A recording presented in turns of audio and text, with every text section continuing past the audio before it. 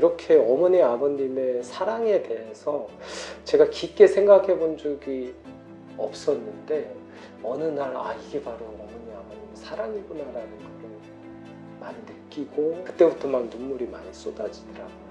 그래서 이제 내가 되게 감사하구나 어머니 아버님.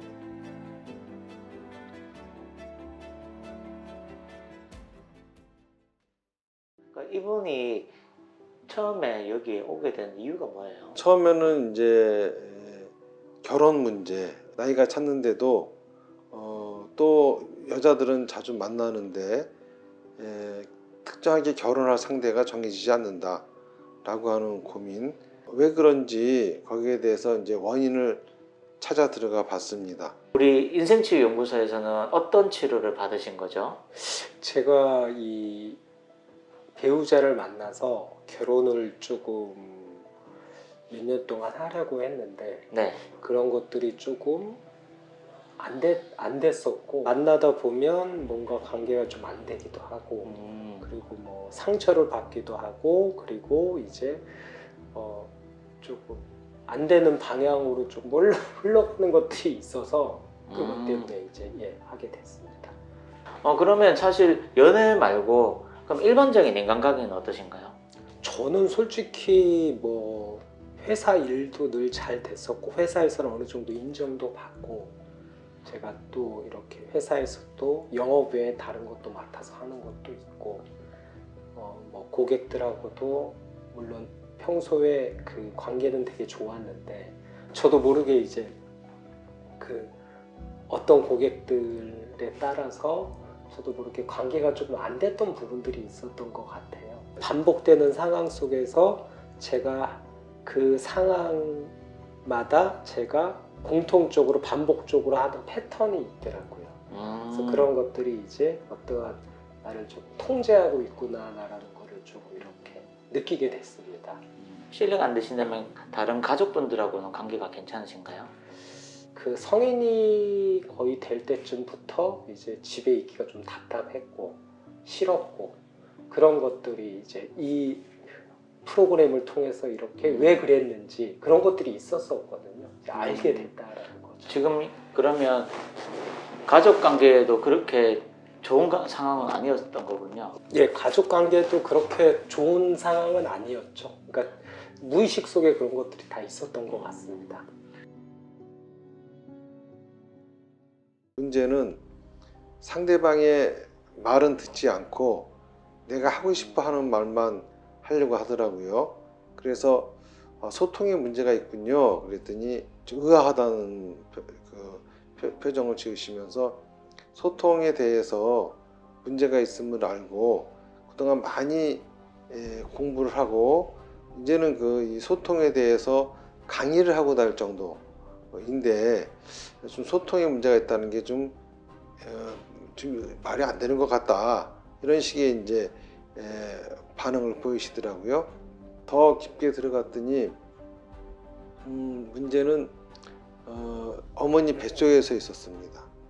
어머니 뱃속에 있을 적에 어머니가 임신하신 것을 후회하고 이 아이를 어떻게 빨리 지울까 이런 망설임도 계속 가진 상태에서 임신 기간을 보내신 것 같아요.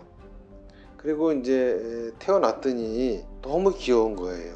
그 다음부터는 부모님의 사랑을 듬뿍 받으면서 성장을 한 거죠. 뱃속에 있을 때, 그리고 그 아주 어렸을 때 상처를 받고 거기서 나도 모르게 몸부림치고 이제 그런 것들을 알게 됐죠. 그러니까 스님이 이제 그 부분에 대해서 찝어주신 거죠. 저분의 인생의 병은 어머니 뱃속에서부터 생겨났던 겁니다. 다시 말해서 어머니 뱃속에서 있을 적에 어머니의 감정이나 어머니의 생각이 다 아이한테 전달이 되는데, 그때 아이는 자기가 곧 죽을 수도 있다고 하는 불안감이 있는 거죠. 그러다 보니까 얼른 빨리 나가서 내가 얼마나 괜찮은 사람인지 그걸 알려야 되겠다. 그래가지고 어머니 뱃속에서 나올 날만 학수고대하고 있다가 나온 거예요. 그 다음부터는 이제 남의 말을 듣기보다는 내가 얼마나 괜찮은 사람인지 나를 표현하는 것에만 급급하는 거죠. 본인이 왜 그런지도 모르고 그러다 보니까는 상대방이 무슨 말을 할 적에 그 말을 듣고 답을 하는 게 아니라 내가 얼마나 괜찮은 사람인지 보여줘야 되겠다. 대화를 하는 게 아니라 나를 뽐내려고 나를 보여주려고 하는 식으로 하는 거예요. 그러다 보니까는 여자들을 만난다 하더라도 서로 소통이 돼야 되잖아요. 그렇죠. 그러려면은 상대방의 이야기를 듣고 상대방의 감정을 공유하면서 같이 대화가 돼야 되는데 그게 아니라 상대방의 얘기를 듣는 척, 상대방의 감정을 공유하는 척, 그리고 또 이전까지 거기에 대해서 많은 걸 배웠기 때문에 그렇게 하려고 노력을 하는 거예요. 그러니까는 진짜 감정을 공유한다고 하는 것이 자체가 뭔지를 모르는 거죠. 그러면서 이제 본인은 최선을 다해서 감정을 공유하려고 그러고 최선을 다해서 상대방의 말을 들으려고 한다고 하는 착각에 빠져 있는 거죠.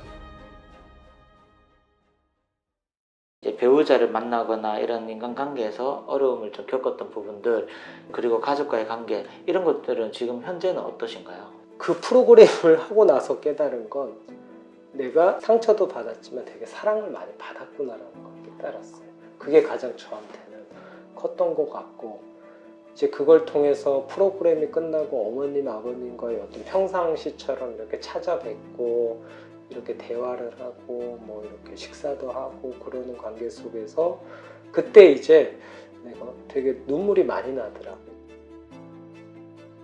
그렇게 어머니 아버님의 사랑에 대해서 제가 깊게 생각해 본 적이 없었는데 어느 날 이게 바로 어머니 아버님의 사랑이구나라는 걸 많이 느끼고 그때부터 막 눈물이 많이 쏟아지더라고요.